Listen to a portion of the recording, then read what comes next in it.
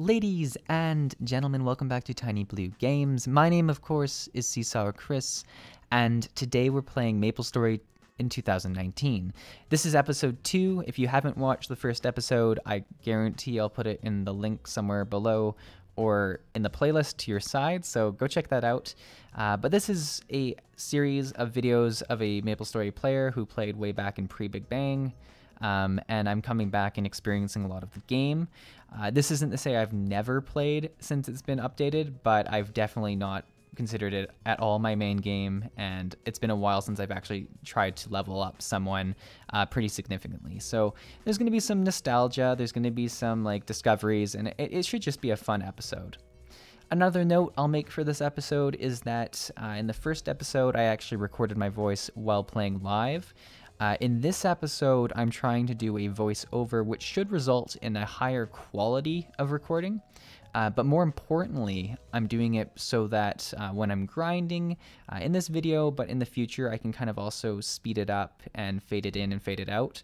Because there is a lot of time where you're just sort of doing the same motion in Maplestory, and I'll end up being silent for quite a while, and it's kind of boring. So this way I can really control the talking instead of just sort of really choppily editing it.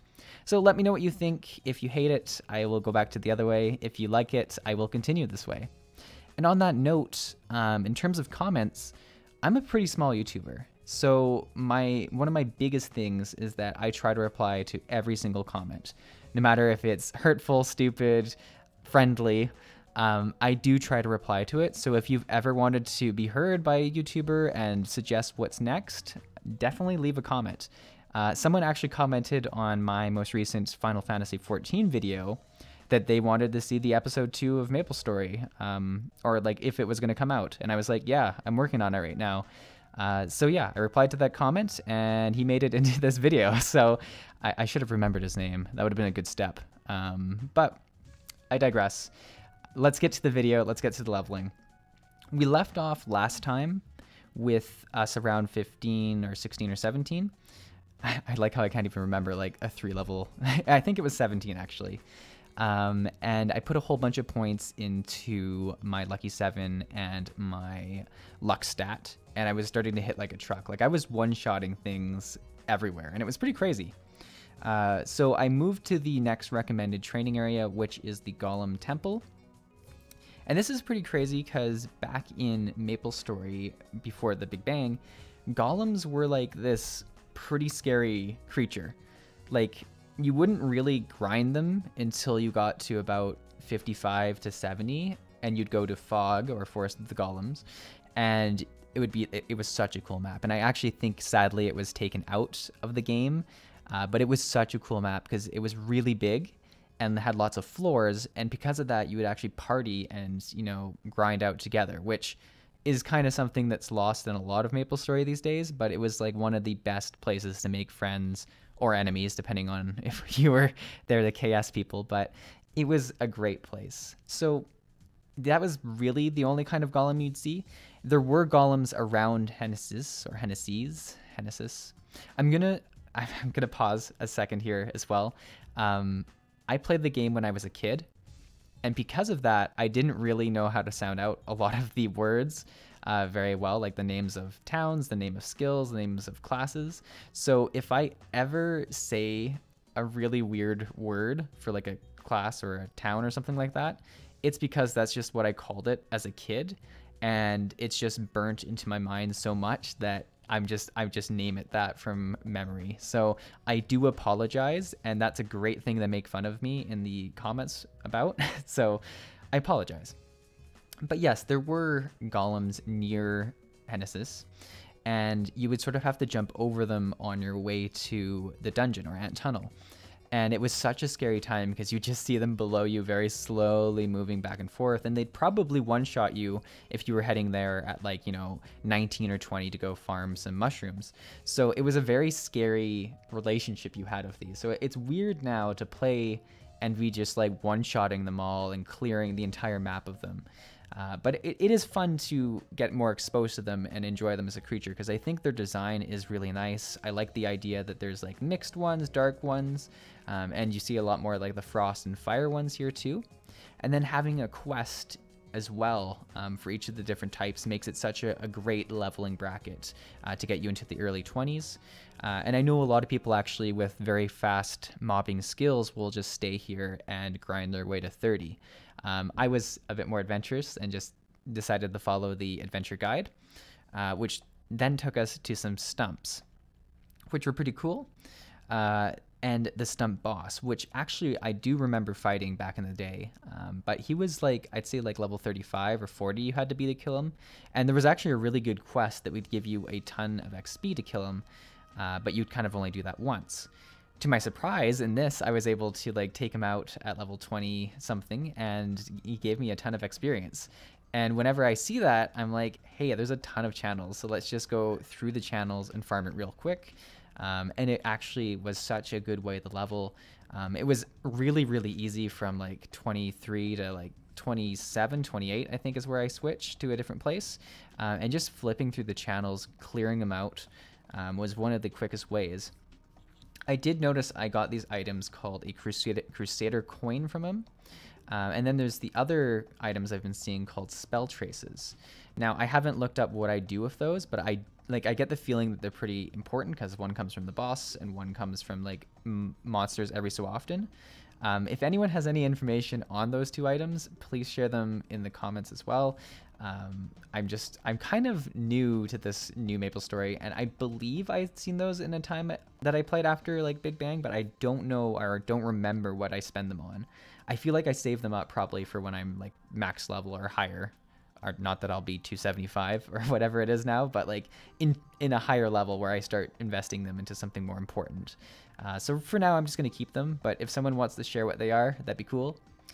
But yeah, so it was really fun just switching through the channels and really quickly clearing that out and getting some experience. I'd noticed while changing channels that obviously you can't change during your combat, while you're in combat.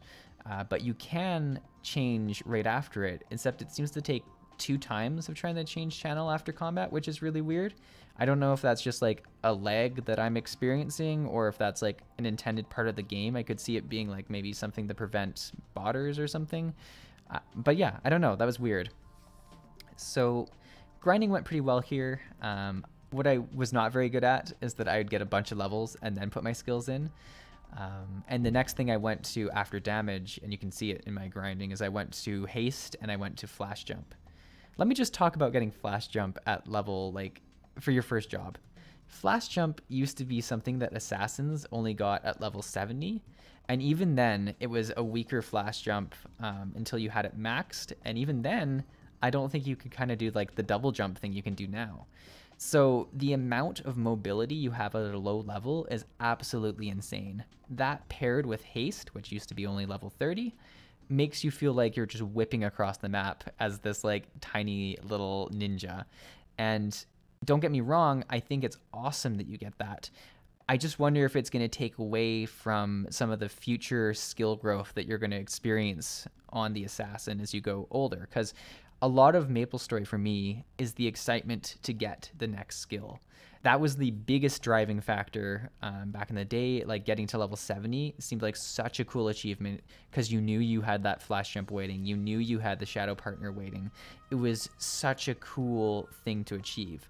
And now just having those things handed to you right off the bat, although it feels really nice and is more useful, I don't know how I'm going to feel at those higher levels. But I'm sure there are much cooler skills that didn't exist before that are waiting for me. So it'll be a fun journey either way. It's just something that I thought was worth noting.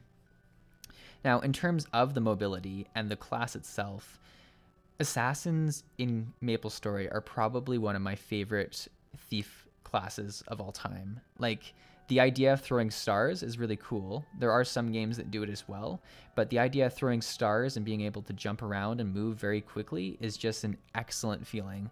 It feels so nice. And something else I noticed is that, like in old MapleStory, you would often punch monsters if you were too close to them. Now you can actually like throw stars if you're right up next to someone. And with that, like, you can kind of use the flash jump to flash jump through monsters while you're throwing stars at them. And that just makes it, like, it makes you feel so badass. And I love that I chose this class. I really do. So the final part of me getting to level 30, and I really wasn't even expecting to get to level 30 in this this next episode, which to you guys might seem really slow, but hey, I was like, I'm just going to go as far as I can. And I was like, hey, level 30 seems like a good stopping point. I ended up fighting Evil Eyes. Now, Evil Eyes are actually like fairly similar to this level in Old Maplestory, but they would be found in the Ant Tunnel. And they would be sort of really close quarters. They'd be really good spawn like they are here, and they're actually really good for mobbers. So I was kind of hesitant to come here on the Thief, but because of the changes that I mentioned just a second ago, where you can't hit the monsters with your glove, it was actually pretty clean. And just sort of going between the branches and sniping a bunch of them, I managed to get a fair bit of experience pretty quickly. I'm not sure if it would have been quicker to do the tree boss some more, but I did sort of lose its path on the channels once it reset to channel 1. I don't know if it like takes a little bit to respawn after that, but I did have to step away and just do some Evil Eyes, which is great. And we ended up getting to level 30. I did save the actual job advancement for the next episode, and now that I'm saying that, I'm not even sure if there is a job advancement test anymore. I know that you did used to have to collect like these marbles. So because of that, I was like, let's save it to the next episode and see, we'll add that to the next episode. But it might just be something you click through. I'm not sure if they changed that for the adventurers, but it'll be something to check out in the next episode anyways. So I'd like to thank you guys for watching. Definitely give us a like, a subscribe if you like this content, and let me know what you think about this series. I've been really enjoying Maplestory, and I could definitely use some advice from people that are playing the game, and just some interesting questions from people who've like obviously loved the franchise but haven't played the game in a long while. So guys, thanks for watching. I'll see you in the next video.